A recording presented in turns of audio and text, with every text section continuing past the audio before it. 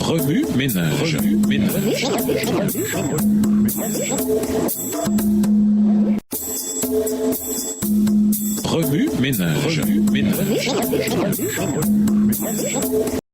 Bienvenue dans votre émission. Remue ménage. Nous voilà à la leçon de jeudi, les événements de la fin. La question du jour de repos, le point de la vérité particulièrement contesté sera le plus grand test de loyauté. Lorsque les hommes seront soumis à cette épreuve finale, une ligne de démarcation claire et précise sera établie entre ceux qui servent Dieu et ceux qui ne le servent pas. D'une part, l'observation du faux jour de repos, conformément à une loi de l'État, opposée au 4e commandement, constituera la soumission à une autorité en conflit avec celle de Dieu. Et d'autre part, l'observation du vrai jour de repos, selon la loi de Dieu, sera une preuve de fidélité au Créateur. Tandis que les uns, en acceptant le signe de leur soumission au pouvoir terrestre, prendront la marque de la bête, les autres, en choisissant le signe de la fidélité à l'autorité divine, recevront le sceau de Dieu. Texte tiré du livre La tragédie des siècles, au chapitre 38 à la page 533, écrit par Ellen G. White. C'est ainsi que le message du troisième ange sera proclamé quand le temps sera venu où celui-ci devra retentir avec plus de puissance. Le Seigneur agira par d'humbles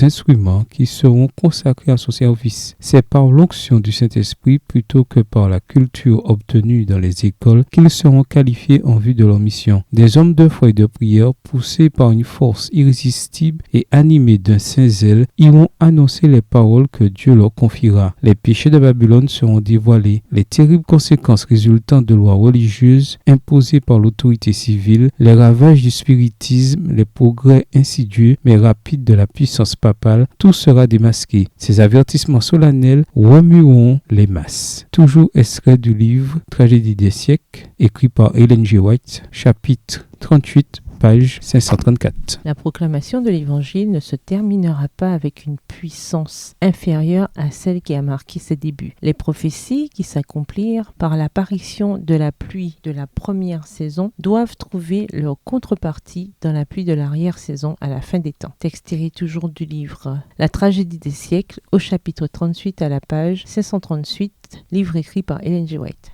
Remue ménage, suite à l'étude d'Apocalypse 13 et 14, quelles applications devez-vous faire dans votre vie personnelle? Quelles sont les applications pratiques que vous devez faire à votre école, dans votre famille, au travail et à l'église? Révisez le verset à mémoriser. En quoi s'applique-t-il à votre vie cette semaine? Au revoir. Et à demain si Dieu veut. Remue ménage. Remue ménage.